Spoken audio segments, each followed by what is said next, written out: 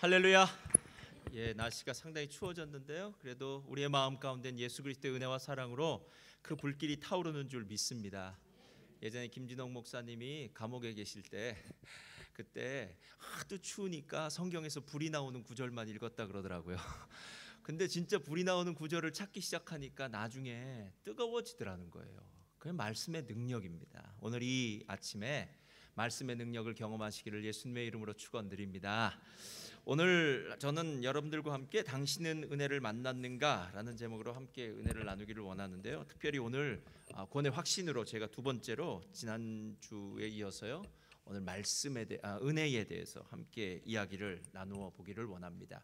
우리 한번 제목 다시 한 번만 우리 다 함께 읽겠습니다. 시작. 당신은 은혜를 만났는가? 당신은 은혜를 만났는가? 1987년 덴마크 영화였던 바베트의 만찬이라는 영화가 있어요. 그 해 아카데미상 최우수 외국 영화상을 받은 영화입니다. 제가 은혜를 생각할 때마다 이 바베트의 만찬이 언제나 기억되는 것은 바베트의 만찬이라는 이 영화야말로 은혜가 모든 것을 지배한다, 은혜가 전부다라는 것을 이야기해주는 말이 필요 없는 영화라서요, 정말 저는 큰 은혜를 받았고, 또 여러분도 혹시 아시는 분이 있을 수 있고 대부분은 그런 영화 잘 안 보실 테니까 모를 것 같고 합니다. 이 영화의 줄거리는 이렇습니다. 어느 청교도 한 분파겠죠. 그 아버지가 덴마크의 바닷가의 오지로 가서 교회를 하나 세웁니다.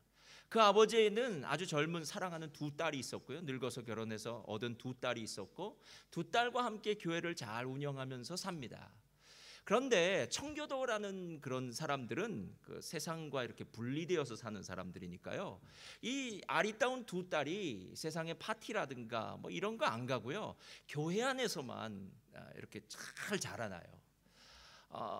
참 아름다운 두 딸이 있었는데, 그러니까 청년들이 계속 교회에 오는 거죠. 왜 왔을까요?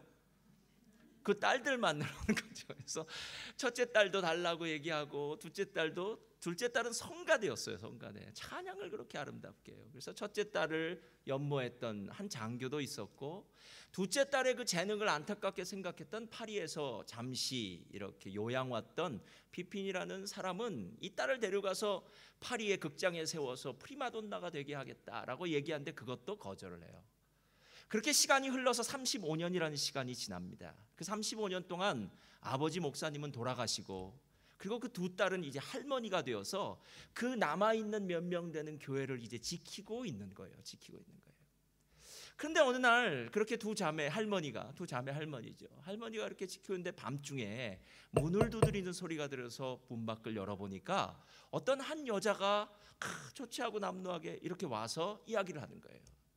자기가 멀리서부터 여기까지 왔는데 누군가에게 이야기를 듣고 이곳에 가면은 무엇인가 편안할 수 있겠다고 했겠죠. 안 쉬기 위해서 이곳에 왔는데 나에게는 다른 거 필요하지 않습니다. 그냥 이 집에서 하녀로만 제가 일하겠다고, 월급도 아무것도 받지 않을 테니까. 그래서 그 두 자매 할머니가 그 여자를 받아들여요. 그 사람의 이름이 바베트예요. 바베트가 온 다음부터 집안이 왠지 달라져요. 그 전까지만 해도 돈은 어느 정도 썼는데 음식이 조금 별로였던 것 같은데, 이젠 음식이 좋아지는데도 막 돈이 좀 남기도 하고, 뭐 신도들도, 그곳에 있는 교회 성도들도 이 바베트를 좋아하기도 하고, 그렇게 좋은 날이 시간이 지났는데요, 교회라는 것이 언제나 그래요. 이렇게 꽉 정체되어 있는 교회이다 보니까 시간이 지나면서 어느 사이에서부터인가 교회 성도들이 서로 분란하기 시작합니다. 옛날에 네가 이렇게 얘기했지, 옛날에 네가 나쁜 짓을 했지, 뭐 이런 서로 간에 비난을 하면서요, 교회 분위기가 아주 나빠지기 시작해요. 그런데 그때 바베트에게 어떤 일이 일어났느냐 하면, 프랑스 파리에 있는 자기 친척이 매년마다 바베트를 위해서 복권을 한 장씩 사는데 그 해에 뭐가 맞았을까요? 복권이 맞은 거예요.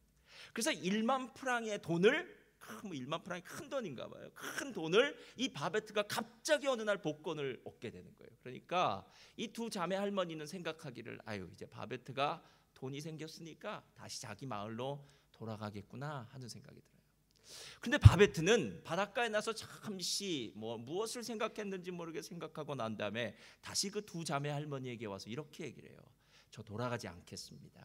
대신 제가 한 가지 부탁이 있습니다. 제가 여기에 프랑스식 정찬이죠. 디너를 가지고 우리 성도님들을 한번 이렇게 식탁의 교제 한번 섬길 테니까 성도님들을 한번 모아주시고 소천하신 목사님의 100주년 탄생 기념인데요. 그날 제가 잔치를 베풀겠습니다라고 해요. 그 잔치가 이 그림입니다. 자, 펴주세요. 자, 소리 키워주세요.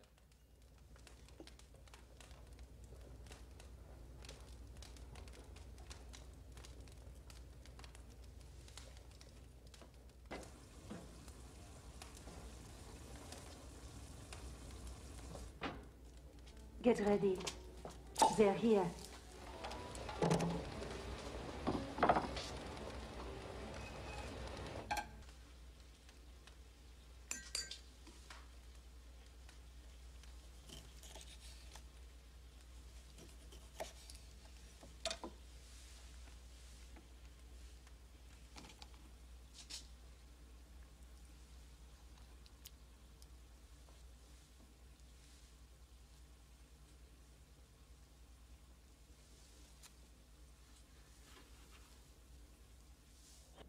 Ah, here comes the general.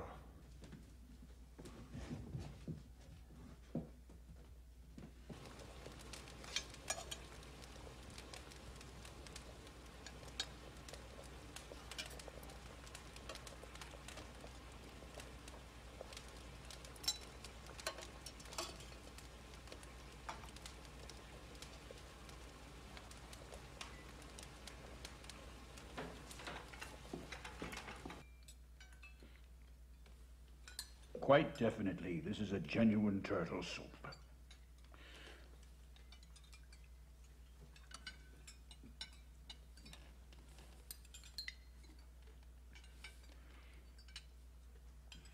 It is truly the best turtle soup I've had in years.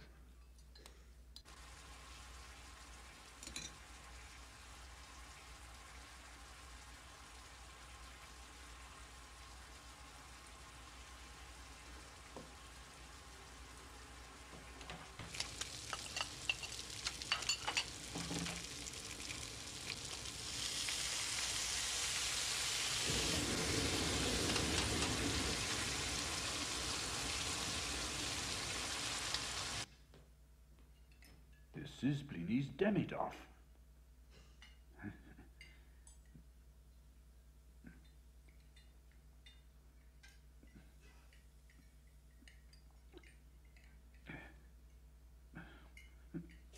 This is certainly Veuve Clicquot, 1860.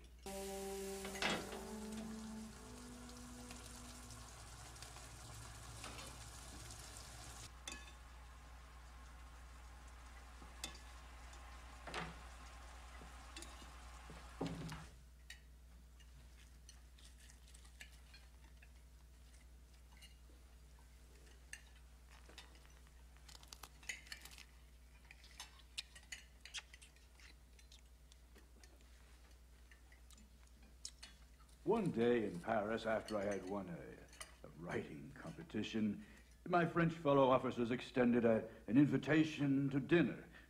Thus did I have my first experience at that justly renowned restaurant, Café Anglais.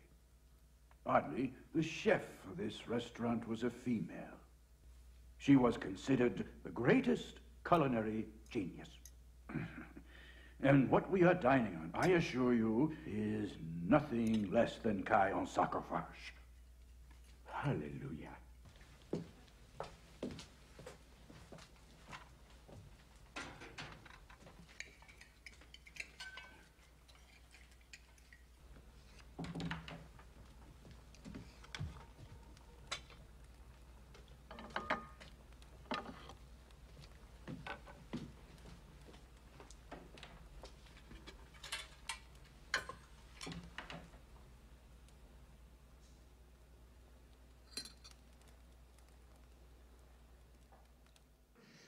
이제 막 밥을 먹고 싶은 생각이 막 들죠. 제가 영어 번역은 여기다 안 썼는데요. 뭐라고 얘기하냐면 제일 처음에 얘기한 것은 이건 genuine turtle soup, 그러니까 진짜 거북이 숲이라는 거예요. 근데 진짜 거북이 숲이에요. 진짜 살아있는 거북이를 가져와서 해요. 두 번째, 포도주를 마실 때 했던 얘기는 이 포도주는 1860년 산이라는 거예요. 여러분, 이게 말이나 되는 얘기입니까? 1860년 산이라면 포도주가 벌써 100년이 됐다는 얘기예요. 세 번째 이야기하는 것은 이렇게 얘기해요. 자기가 예전에 파리에 있을 때 라이딩 컴페티션을 했다는 거예요. 그때 그것이 끝나고 난 다음에 누가 나를 카페 데 앙글라스라는 어느 식당으로 데리고 갔는데 그 식당의 수석 셰프는 여자였다는 거예요. 그런데 지금 만든 이 음식은 오직 그 카페 데 앙글라스는 그 셰프, 그 여자 셰프가 만든 그 음식하고 똑같다는 거예요. 그러면서 얘기를 하고 있는 거예요. 그래서 실제로 지금 이 장군이 옆에서 설명을 해주고 있는 거예요. 먹어본 사람이니까. 딴 사람들은 그냥 오늘 우리가 서로 싸웠으니까 밥 먹을 때만은 가만히 있자 생각하고 성도들은 가만히 있는데 이야기를 하는 거예요. 이렇게 음식을 다 먹고 난 다음에 집으로 돌아가면서 성도들은 손을 잡고 찬송을 부르기 시작해요. 그러니까 그때까지 있었던 갈등은 다 사라지고, 그리고 난 다음에 두 자매 할머니가 그 음식을 만들었던 바베트에게 찾아가요. 그랬더니 바베트가 이렇게 얘기해요. 내가 바로 그 카페 데 앙글레스라는 그 레스토랑의 수석 셰프였습니다. 라는 거예요. 그리고 오늘 우리가 먹은 이 음식이 1만 프랑어치입니다. 이렇게 얘기하는 거예요. 실제로 이 영화는요, 음식을 먹고 힐링을 받는다라는 그런 얘기를 하고 있는 게 아니에요. 많은 순간 우리는 은혜 받았다, 뭐 힐링되었다라고 얘기할 때 그냥 힐링이 된 거라고 생각하지만 실제로 진짜 힐링이 일어나기 위해서는 그 뒤에 한 사람의 재능과 헌신이 반드시 있어야 된다는 거예요. 아무나 음식을 만들었는데 힐링이 있겠습니까, 여러분? 진짜 이 바베트라는 수석 셰프가 자신의 최고의 재능을 가지고 최고의 재료를 가지고 그 1만 프랑이라는 돈을 들였기 때문에 이것이 진짜 사람들에게 감동을 끼칠 수 있었다라는 것입니다. 실제로 예수님이 왜 죄인들과 세리들과 함께 식탁의 교제를 나누었을까? 실질적으로는 예수님이 세리들과 죄인들과 식탁의 교제를 나누면서 행복했을 수도 있겠지만 그 중심에는 예수님이 친히 우리의 생명의 떡 되시고, 그리고 예수 그리스도의 거룩한 보혈이 우리의 음료수가 되게 하시는, 예수님을 먹고 예수님을 마시는 그 놀라운 축복, 그것은 바로 잔치자리에서 있을 것 같은 그 모습을 보여주기 위함이 아닐까 하는 그런 생각이 들었습니다. 은혜가 무엇입니까? 은혜는 값없이 공짜로 거저받은 선물을 은혜라고 합니다. 그러나 은혜를 얘기할 때 우리가 잊지 말아야 될 것 하나는 무엇이냐면, 은혜는 받는 사람은 공짜로 거저 받았을지 모르지만 주는 사람에게는 큰 희생과 헌신이 반드시 있었기 때문에, 누군가 값을 치루었기 때문에 그것이 나에게 공짜로 주어진 것이지 아무 값도 없이 은혜로 주어진 것은 없더라라는 것입니다. 교회는 은혜라는 말을 제일 많이 들을 수 있는 곳입니다. 설교 말씀을 듣고 난 다음에 은혜 받았다고 얘기합니다. 몇 명이 할 수 있고요. 성가대 찬양이 끝나고 난 다음에도 얘기합니다. 와, 오늘 성가대 찬양 은혜스러웠다고 얘기합니다. 누군가 기도를 잘하고 난 다음에도 와, 참 은혜스러운 기도였습니다 라고 이렇게 얘기해요. 그러니까 교회에서 일어난 모든 일들은 다 은혜를 붙일 수 있어요. 그런데 진짜 은혜가 있습니까? 진짜 은혜를 받았습니까? 진짜 은혜가 무슨 뜻인지 아십니까? 라고 물어보면 진짜 은혜에 대해서 잘 알고 있는 사람이 몇 명이나 될까? 진짜 은혜를 누리는 사람이 몇 명이나 될까 하는 그런 생각이 들더라는 거예요. 성경은 하나님의 은혜, 예수님의 은혜라고 얘기할 때 예수님의 희생과 헌신으로 말미암아 우리에게 값없이 주신 선물입니다. 자, 저를 따라 하시기 바랍니다. 은혜는 하나님의 값없이 주시는 선물입니다. 선물이에요, 선물. 그래서 은혜가 반드시 있어야 되고 은혜가 없으면 안 됩니다. 신앙은 처음부터 은혜로 시작해서 마지막도 은혜로 맞춰야 되는 것. 그래서 성경에는 은혜의 반대말을 무엇이라고 이야기하면 삭시라고 얘기하는 거예요. 웨이지요. 내가 수고하고 노력하고 일해서 얻은 게 은혜가 아니라 나는 그것을 받을 만한 자격이 없었는데 하나님께서 내게 주신 선물이 바로 은혜더라라는 것입니다. 우리가 읽은 이사야서 55장 1절이 바로 그 은혜에 대해서 잘 설명하고 있는 부분이에요. 한번 펴주세요. 다 같이 읽겠습니다. 시작. 오호라 너희 모든 목마른 자들아 물로 나아오라. 돈 없는 자도 오라. 너희는 와서 사 먹되 돈 없이 값없이 와서 포도주와 젖을 사라. 여기서 가장 중요한 두 단어들이 있는데 뭐냐면요, 모든 목마른 사람들아 라는 말이에요. 모든 목마른 사람이라는 것은요, 실은 이 땅에 살고 있는 모든 사람은 어떤 연유에서건 목마를 수 있다라는 거예요. 그런데 이걸 실제로 살아보면 알게 돼요. 제가 젊은 사람들한테 가끔 얘기할 때 이렇게 얘기합니다. 젊어서 건강이 있으면 돈이 없고 나이가 들어서 돈이 있으면 건강이 없으니까 있을 때 잘 쓰라고 얘기합니다. 그러니까 건강이 있을 때 건강을 잘 관리하고 또 건강을 잘 쓰면 되고요. 나이 들어 건강이 없을 때는 건강에 대해서 신경 쓰지 말고요, 있는 거 잘 사용하면 됩니다. 여러분, 우리의 삶 가운데는 언제나 결핍이 있다는 거 아십니까? 분명히 내가 원하는 어떤 것을 얻었고 원하는 자리에 올라갔는데 막상 올라가 보니까 뭔가 부족하더라는 거예요. 시간을 들여서 열심히 일을 했는데 열심히 일을 해서 내가 원하는 자리까지 올라갔더니 그리고 옆을 되돌아보니까 우리의 가정은 잠시 옆으로 밀려났었더라라는 거예요. 그 우선순위가. 실제로 삶에서는 많은 순간 모든 것을 다 얻은 것처럼 보일 때 우리의 삶에는 꼭 부족한 게 있더라는 거예요. 그래서 이 땅을 사는 모든 사람은 목마른 사람들이에요. 목마른 사람들. 이민사회는 목마른 곳 아닙니까, 여러분? 이곳에선 사람이 그립지 않습니까? 한국 같으면 친구들도 많고 나가면 내 나라 말, 내 문화를 사용하는 사람들이 함께 있기에 외로움 느끼지 않았던 사람들도 이민사회에 살다 보면, 또 멜번처럼 사람이 많지 않은 곳에 살다 보면요, 어느 순간인가 사람이 그리워지기 시작합니다. 제가 예전에 지방에 신방을 가면은요, 신방 갈 때 언제나 결심을 하고 가는 게 있어요. 신방 가면 밤새 그 집사님 이야기를 들어줘야 된다. 왜냐하면 그 신방 가는 지역에 한국분이 안 계시니까요. 목사님이 나타나면 그때부터는 목사님이 이야기를 들어줘야 되는 분이에요. 제가 그래서 새벽 3시까지도 이야기를 들었습니다. 예.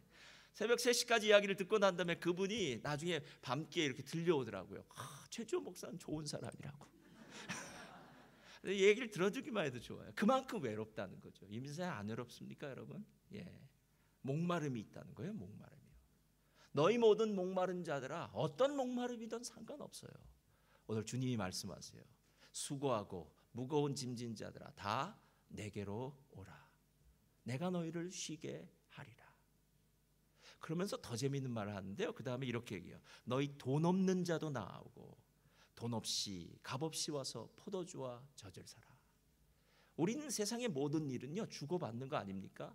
내가 그 물건을 사기 위해서는 그 물건의 가치에 해당하는 돈을 주었기 때문에, 재화를 주었기 때문에 그 사람이 반대로 나에게 물건을 주는 것입니다. 그렇죠? 누구를 위해서 일해 주었기 때문에 그 사람이 반대로 내게 월급을 주는 것이고, 누군가에게 무엇을 주었기 때문에 반대로 사랑을 받는다라고 생각해요. 그래서 이 세상의 모든 거는요, 다 기브 앤 테이크예요. 기브 앤 테이크. 그러나 은혜만은 달라요. 은혜만은 달라요. 하나님의 은혜만은 우리가 하나님을 향해서 해준 것이 하나도 없는데, 우리가 하나님 앞에 뭐 잘난 것도 없는데, 하나님이 어느 날 이 땅에 살고 있는 우리를 불쌍히 여기셔서 예수 그리스도 보내주셔서 우리에게 구원을 주시고 영생을 주시고 천국을 주신 것, 할렐루야. 이게 하나님의 은혜가 아니겠느냐라는 거예요. 그래서 제가 처음 교회 나오시는 분들에게, 우리 교회 처음 나오시는 새가족반이나 처음 나오시는 분들에게 이야기를 하다가 두 가지 이야기를 하는 게 생각이 났어요. 첫 번째는 그분들에게 이렇게 얘기해요. 그럼 성도님 그분에게 이렇게 말씀드려요. 여러분, 성도님, 예수 믿으면 절대로 후회하지 않습니다. 이렇게 얘기해요. 세상에 어떤 일도 후회할 가능성이 있는 일들이에요. 예를 들어서 결혼은 해도 후회고 안 해도 후회입니다. 해도 후회고 또 안 해도 후회예요. 안 해본 길에 대해서는 언제나 후회고요. 또 가본 길도 언제나 내 마음대로 100% 맞는 길은 없을 수 있어요. 나는 열심히 일해서 이 업계에서 이 일로 나는 충분히 내 자기 개발을 하고 성공을 하겠다고 최선을 다해서 달려온 그 길도 나중에 되돌아보면 후회스러울 수도 있어요. 자녀에게 인생을 다 걸고 우리 자녀만은 훌륭한 사람 만들겠다 생각하고 자녀에게 목숨을 걸던 부모들도 나중에는 후회하는 경우도 많이 있더라고요. 실제로 세상의 모든 일은요, 내가 최선을 다했다고 해서 나중에 마음이 뿌듯한 것이 아니라 마음 한켠에는 내가 잘못 생각한 것은 아닐까? 이렇게 열심히 했지만 뭔가 내가 원하지 않는 결론이 난 것은 아닐까라고 생각할 수 있어요. 그러나 여러분, 예수 믿는 것은 그렇지 않아요. 다른 것은 몰라도 예수 믿은 것에 대해서는 후회하지 않습니다. 여러분이 만약에 후회한다면 예수 덜 믿은 것, 덜 기도한 것, 더 말씀 보고 더 하나님께 예배드리지 않은 것에 대해서 후회할 수는 있어도 예수를 열심히 믿은 것, 잘 믿은 것에 대해서는 절대로 후회하지 않습니다. 그래서 제가 그 얘기를 해드려요. 두 번째로 뭐라고 얘기하냐면요, 이건 좀 낯간지러운 얘기인데 제가 이렇게 얘기해요. 우리 교회 좋은 교회입니다, 이렇게 얘기해요. 여러분, 우리 교회 좋은 교회라는 말을 실제로 조금 오해는 하지 마시기 바랍니다. 뭐 다른 교회도 좋은 교회고요, 다 좋은 교회예요. 그러나 어느 교회는 뭐 건물이 좋을 수 있고 시스템이 좋을 수 있고 뭐 여러 가지 훌륭한 사람들도 있을 수 있어요. 그러나 우리 교회가 좋은 교회라고 얘기할 때 저는 우리 교회는 하나님의 은혜인 예수 그리스도의 복음이 들려진다는 거예요. 제가 적어도 예수 그리스도의 복음이 무엇인지 알고 그 복음을 제 안에 새기고 그 복음대로 전하고 복음대로 살려고 노력하는 것.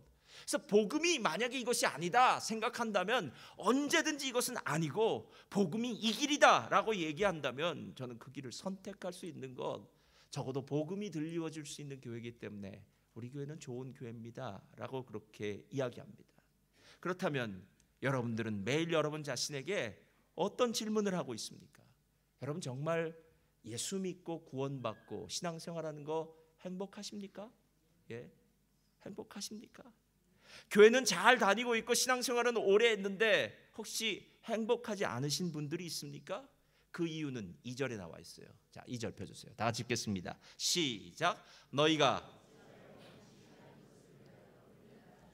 배부르게 하지를 못할 것을 위하여 수고하느냐? 내게 듣고 들을지어다. 그리하면 너희가 좋은 것을 먹을 것이며 너희 자신들이 기름진 것으로 즐거움을 얻으리라. 자, 여기서 얘기하는데요, 너희가 어찌하여 양식이 아닌 것을 위하여 은을 달아주고 배부르게 하지 못할 것을 위하여 수고하냐고 얘기해요. 이 말이 무슨 말이냐면 실제로 우리 영혼의 문제가 아닌 육체의 문제를 위해서 사는 사람들은 마지막에 다 후회한다는 거예요. 예.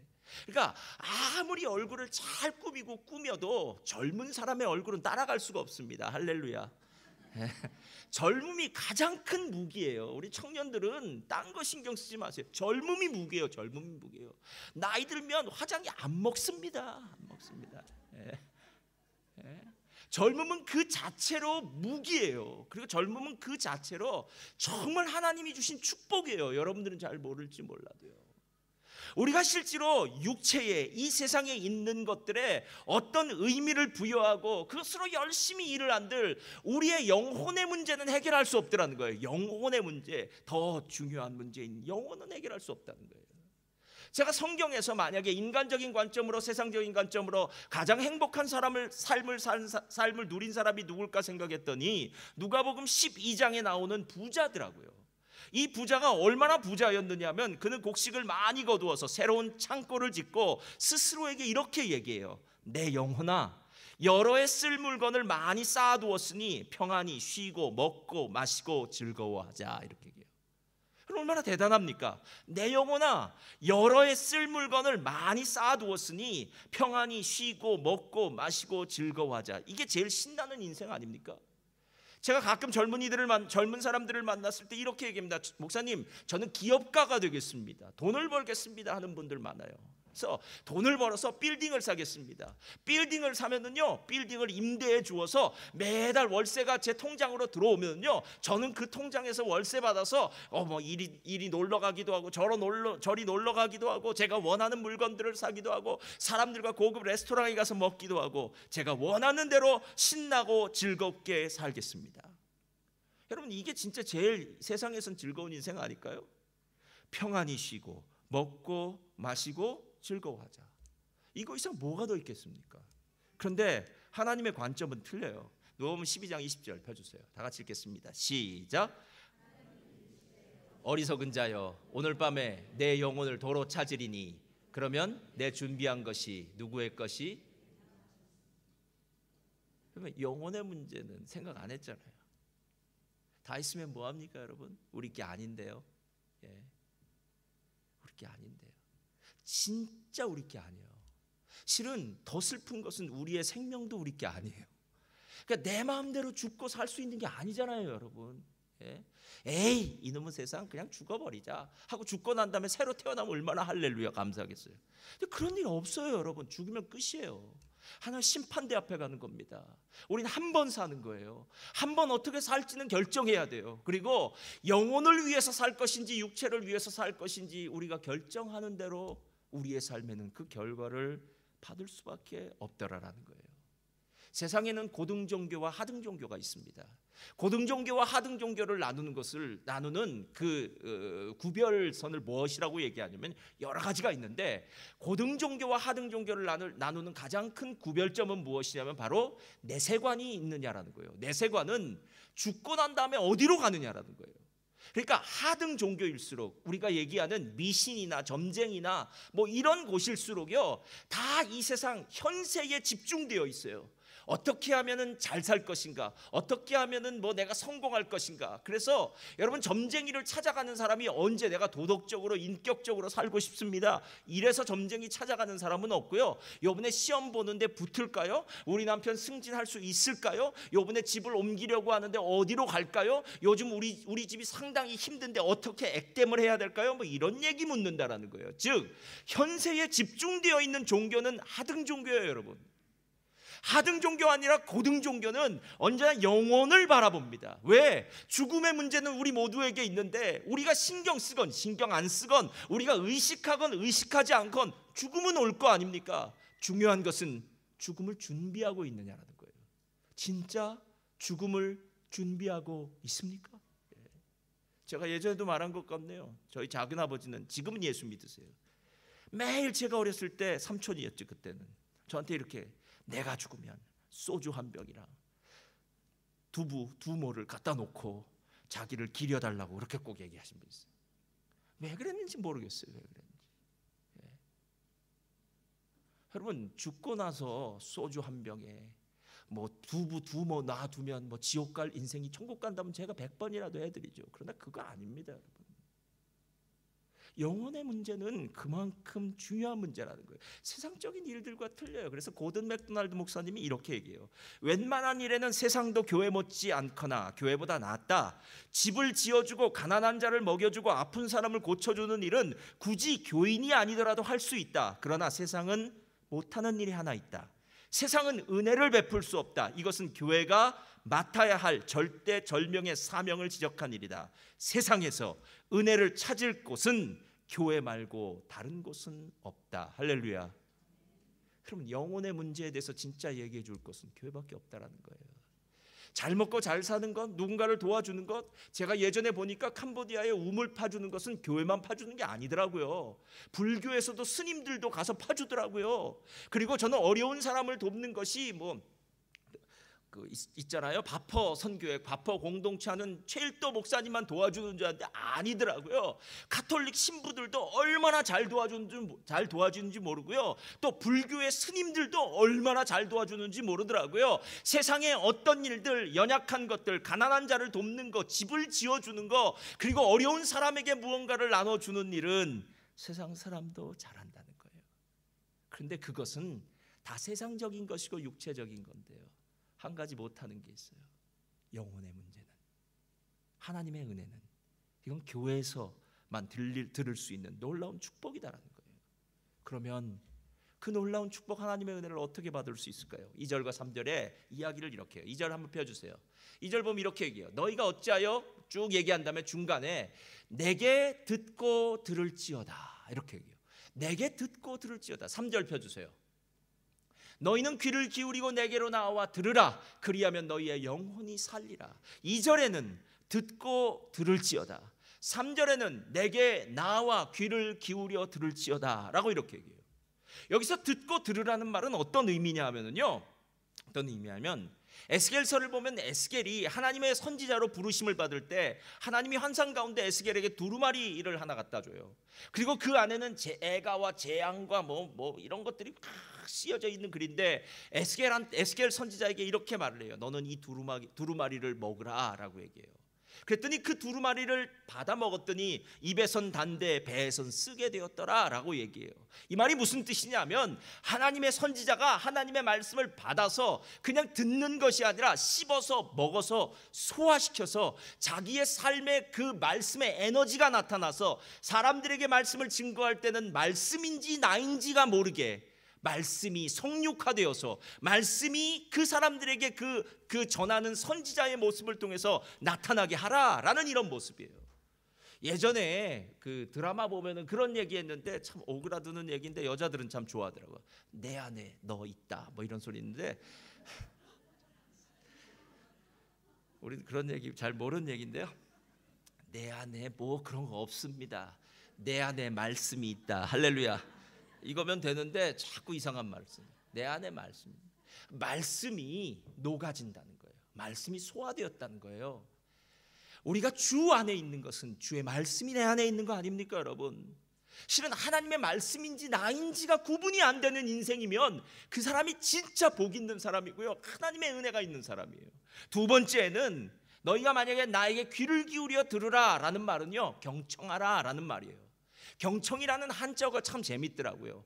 경이라는 말은 기운다라는 말이에요. 그렇죠? 그런데 귀를 기울이는 거예요. 우리가 누군가의 말에 귀 기울여 들어서 아주 중요한 말을 듣고자 할 때는 몸이 움직여지기 시작해요. 귀를 기울여서 들어요.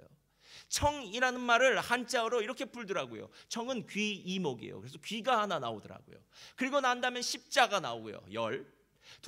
그 다음에는 눈목자가 나오더라고요. 그래서 10개의 눈이 나오고요.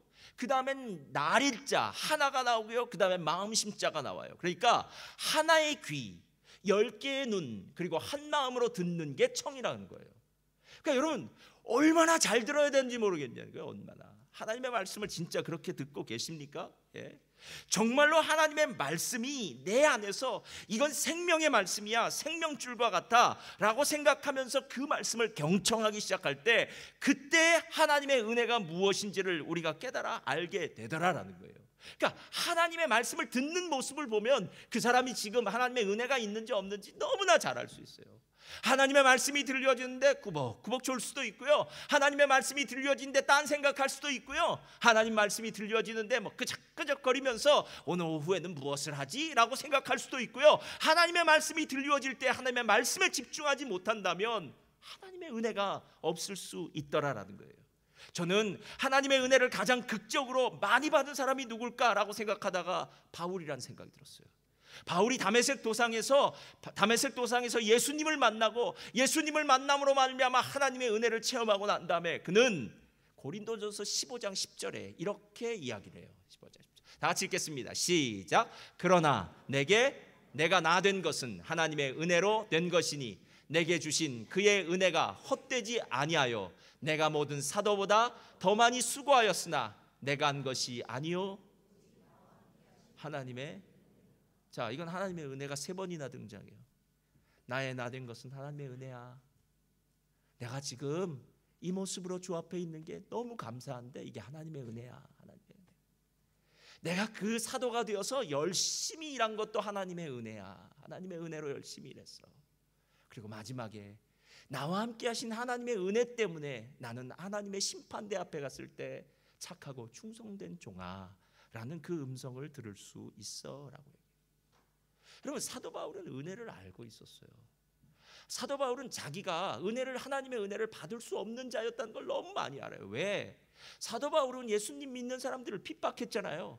첫 번째 순교자였던 스데반이 죽음을 당할 때 사도 바울은 옆에서 검사처럼요 뭘 했느냐면 사람들의 옷을 딱 증인으로 붙잡고 내가 이 일의 증인이다, 이 사람은 죽어 마땅한 사람이다 라고 이야기하면서 예수 믿는 사람들을 직접 핍박했던 그 원흉이, 그 중심에 있었던 사람이 바로 사도 바울이었습니다.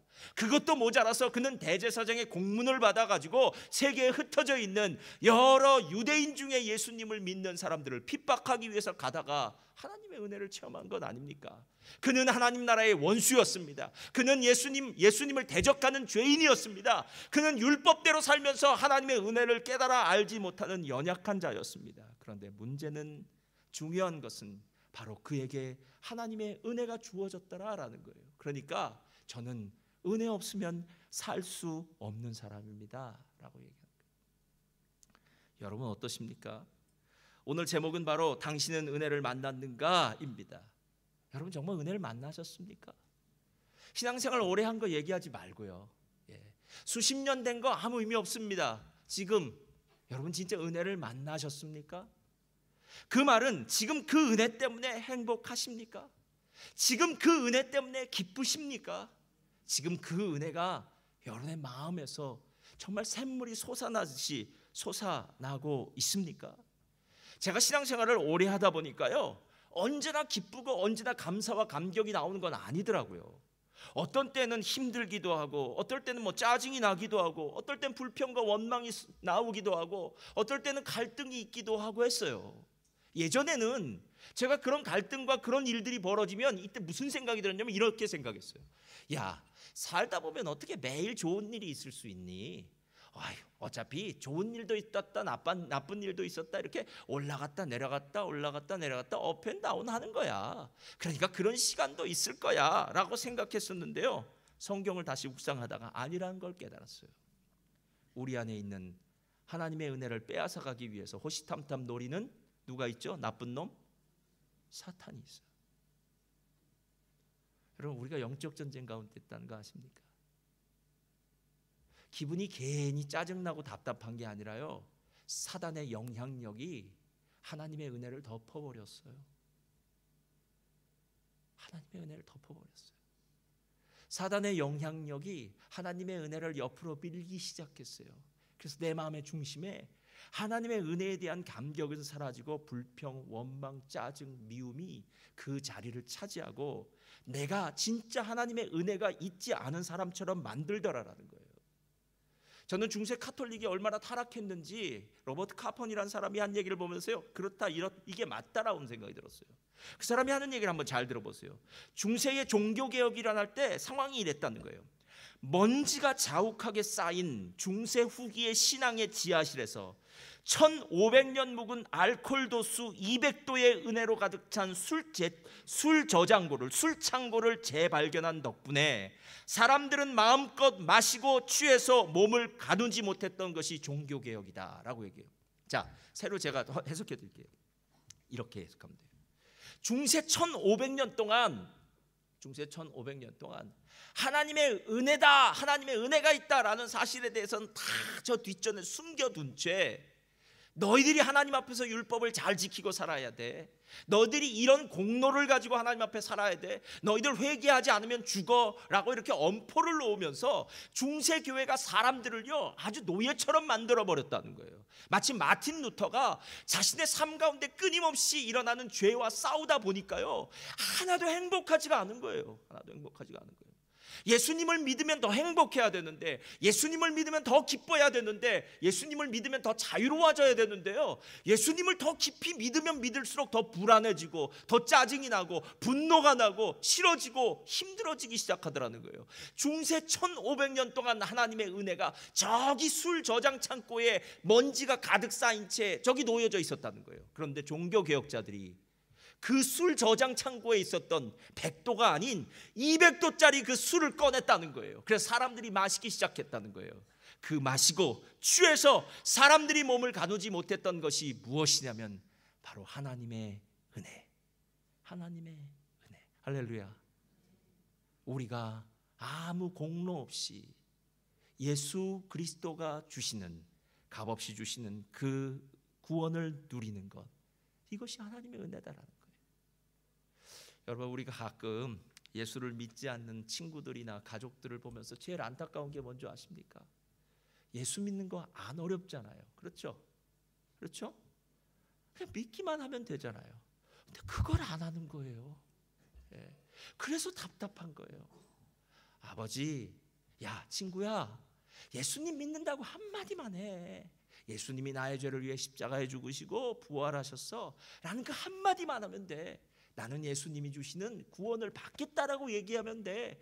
예수님을 마음에 영접한다고 한마디만 하면 돼. 그러면 너의 인생이 지옥에서 천국으로, 무의미에서 의미 있고 가치 있는 인생으로, 사단의 종되고 노예되었던 신분에서 하나님의 자녀, 하나님의 아들 딸 되는 놀라운 신분으로 변하는 놀라운 축복은 네가 잘나서도, 네가 무엇을 해서도 아니라 네가 예수님을 내 마음에 영접하기만 하면 돼 라는 이야기 한마디가 그렇게 나오기 힘든 모습을 보면서요, 얼마나 안타깝고 안타깝습니까? 그래서 실은 예수 믿는 건 우리 힘으로 되는 건 아닌 것 같아요. 하나님의 은혜예요. 하나님. 목회를 하다 보면 기억에 남는 많은 분들이 계세요. 어떤 분들은 좋은 기억으로 남고요, 좋은 모습으로, 어떤 분들은 안타까운 모습으로 기억에 남는 분들이 있어요. 저도 목회를 하면서 안타까운 모습으로 제 기억에 남는 분들이 꽤 몇 명 돼요. 그분은 어떤 분들이었냐면요, 실제로 예수님을 믿고 난 다음에 저한테 와서 이렇게 말씀했어요. 목사님, 제가 예수 믿기 전에 제 인생이 너무 힘들고 어려웠는데, 정말 실패한 인생이었는데 예수 믿고 나니까 이렇게 행복하군요. 내가 이전에는 내가 짐을 지고 살았었는데 이제는 예수님이 내 짐을 져주시고 예수님이 나의 구원자 인도자가 되어주시는 이 삶 정말 행복합니다 라고 얘기해요. 근데 문제는 사단이 가만 안 내려놓더라고요. 1, 2년 그렇게 신앙생활을 열심히 하다가 다시 사단의 시험과 유혹과 올무에 빠지는 거예요. 저는 그런 경우 정말 많이 봤어요. 야, 어쩌면 이렇게 사단은 간교할까. 가만히 내버려만 두어도 신앙생활을 잘했을 텐데 다시 아주 교묘하게 하나로 유혹하는 거예요. 그래서 갑자기 안 하던 일을 갑자기 하기 시작하거나 뭐 이렇게 시작하면서요, 그 좋던 믿음 다 날아가 버리고 다시 세상 속에 간 사람들을 보면서 안타깝다는 생각을 했던 적이 참 많아요. 여러분, 바닷가에서 놀다 보면요, 뭐 공통적으로 느끼는 거겠지만요, 내 물건을 바닷가에 놓고 이제 바다에 와서 뭐 대충 놀다 보면요, 시간이 지나고 난 다음에 분명히 나는 내 물건을 놓아둔 그 앞에서 논 것 같은데 바다에 쓸려서 서서히 먼 곳까지 가 있더라는 거예요. 여러분, 신앙이 무엇인 줄 아십니까? 신앙은 끊임없이 나 자신에게 다시 한번 질문해 봐야 됩니다. 난 행복한가? 진짜 하나님의 은혜가 있는가? 하나님의 은혜가 있다면 그 마음 가지면 안 되죠, 여러분. 하나님의 은혜가 없다면 이건 시간이 오래되어서, 아니면 지금은 그런 시기라서가 아니라 어느 사이인가 나도 모르게 사단이 내 안에 역사하기 시작해서 하나님이 내게 주신 그 가장 귀한 보석과 같은 선물을 사단이 빼앗아갔기 때문이 아니냐는 거예요, 여러분. 그런데 사단이 내게 와서 그것을 빼앗아가는 와중에 나는 전혀 정신도 못 차리고 내 안에 있는 그 하나님의 은혜의 감사와 감격이 다 빼앗겨진 채 마음에는 다시 한번 혼돈과 공허함과 염려와 불안과 미움과 불평과 원망이 가득 채워졌다면, 여러분, 정말로 하나님의 은혜는 우리에게 어떤 의미로 다가오느냐라는 거예요. 제가 오늘 설교를 준비하면서 또 시청과 교육을 좀 생각했습니다. 자, 손을 앞으로 내시고 손을 앞으로 다 내세요. 자, 한번 박준석 집사님 손 내세요. 다 보여요. 다 보여요. 손 내세요. 저 뒤도. 자, 이제 후 한번 불어보세요. 그 자기가 그 냄새를 맡아보세요. 자, 손 내리세요. 자, 이걸 누가 하는지 아세요?